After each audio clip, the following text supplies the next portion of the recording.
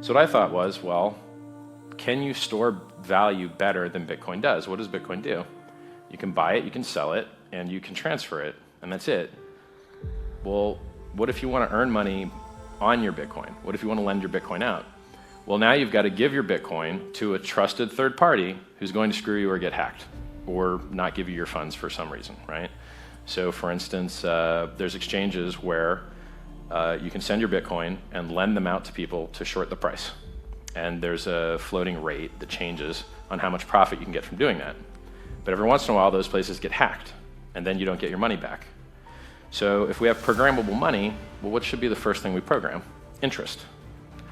So instead of giving your coins to a centralized third party to hope to make profit, you can just give your coins to the smart contract that minted them. And then the same contract that allowed the coins to exist in the first place is the same contract that will pay you your interest for locking your coins. So I invented it. You're calling it a blockchain, CD. Yeah.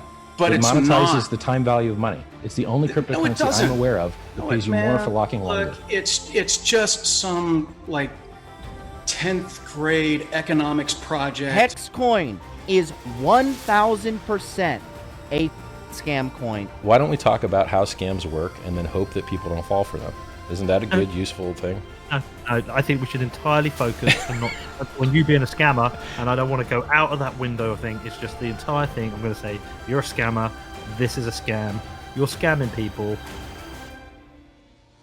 I mean, the fact is, Kieran is one of your developers who came on the show and said some pretty damning things that raise a lot of red and I flags. don't mind that. I don't mind that at all. I hope that he continues to do that. So you He's have nothing entitled to his opinion. say about, you know, the over 50% of coins. It's all true.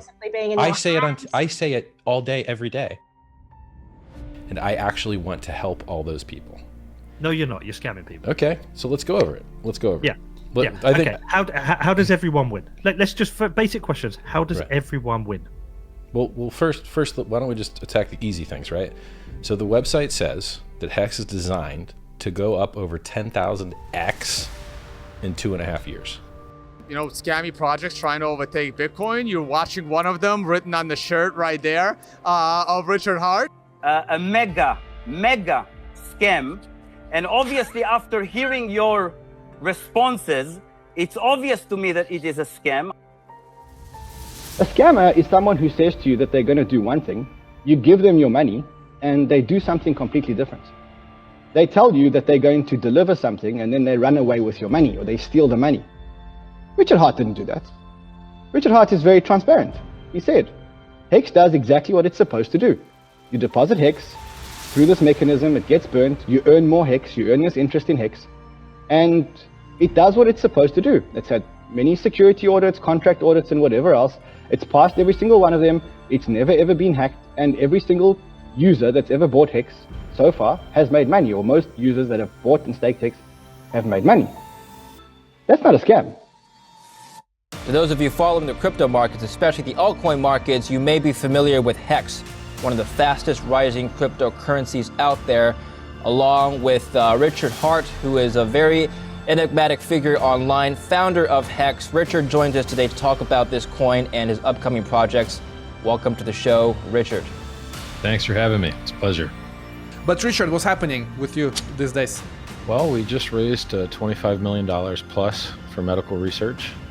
And, you know, the founder of that charity, I had volunteered for that charity back in 2006 in Cambridge in person. And then I never got around to doing more for them. And it's the only thing that matters is saving lives and healing people. It's the highest and best cause any of us could have. And not enough people work on it. You know, you go out into the street, you close your eyes, you just point at somebody, guarantee they're not a doctor, guarantee they're not a researcher. All of humankind is focused on everything except saving our own lives. So somebody's got to fix it. Somebody's got to do better. You know, my grandparents died. I never did anything for them. Parents are on their way out probably. And I'm next. As you said, I'm a huge guest. It's not good for your health, you know? So someone has to put the money in. And it's been awesome that the cryptocurrency community has donated 25 million so far. Yeah, so this guy Richard Hart, who's been a fan of ours for like 15 years, volunteered at a couple of my conferences like 10 or 15 years ago. not heard from him for literally, I'm going to say nearly a decade. Yeah. Suddenly he comes along and says, right, I've decided now's the right time for me to help you. But he doesn't do what other people like, Vitalik Buterin have done. Yeah. He doesn't come and say, like, here's a check. He says, right, what I'm going to do is I'm going to incentivize other people to send you money. And he's got a lot of other people. Richard Hart seems to be, I don't understand the crypto world at all, okay? Though they very much seem to understand me. We have a huge fan base in the crypto community. But yeah, so Richard, I had no idea what he'd been doing. He seems to be a rather polarizing figure. There seem to be people who really disapprove of him. But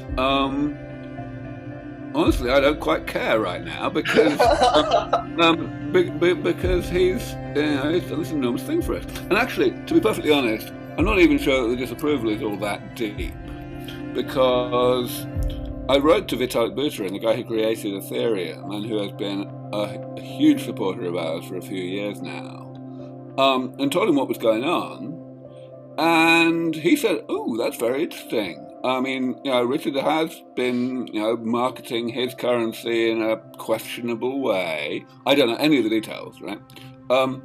But this, his words were, this definitely improves my opinion of Richard. And if it's good enough for Vitalik, it's good enough for anybody." And written right there on the website, it says, you must have no expectation of profit from the work of others.